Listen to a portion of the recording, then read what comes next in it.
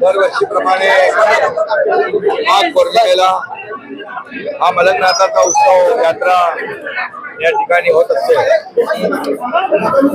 सम्राट बाळासाहेब ठाकरे यांच्या आदेशाने गुरुवर्य धर्मवीर आनंद दिघे साहेबांनी ही यात्रा सुरू केली आणि ती अखंडितपणे आजही सुरू आहे। आणि म्हणून हजारो लाखो भाविक भक्त राज्यभरातून या ठिकाणी दर्शनाला येत असतात आणि या मनोभावे नाथांचं दर्शन घेत असतात, नाथांच्या समाधीचं दर्शन घेत असतात। आणि या ठिकाणी ही मलंग यात्रा अनेक दिवस या ठिकाणी सुरू असते।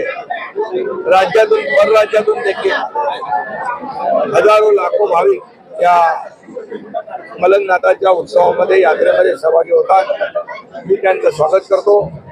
यावेळेस मलंग भक्तांसाठी फेनिक्युलरची सेवा सुरू झालेली आहे, त्यामुळे यावर्षी ज्या लोकांना वयोवृद्ध आहेत, महिला आहेत, त्यांना इच्छा असून देखील मलंगनाथाचं नवनाथांचं दर्शन घेता येत नाही, वंचित राहतात, त्यांना फेनिक्युलरमुळे ही सेवा प्राप्त झालेली आहे।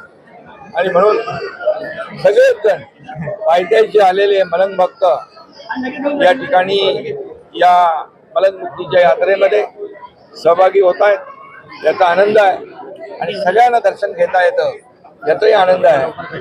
धर्मवीर आनंद दिघे साहेबांनी सुरू केलेला हा जो काही अखंड मलंग मुक्तीचा जो काही यात्रेचा सोहळा अविरतपणे अखंडपणे सुरू ठेवण्याचं काम या ठिकाणी मलंग भक्तांनी सुरू ठेवलेलं आहे। त्यांना शुभेच्छा। 1982 पासून कोर्टात केस चालू आहे, दुर्घटनेचा जसा हे लागला तर मलंगगडाची केसचा निकाल लागावा यासाठी सरकारकडून काही यामध्ये बिलकुल ठाण्याच्या कोर्टातही हायकोर्टातही केस सुरू आहे आणि लवकरच या ठिकाणी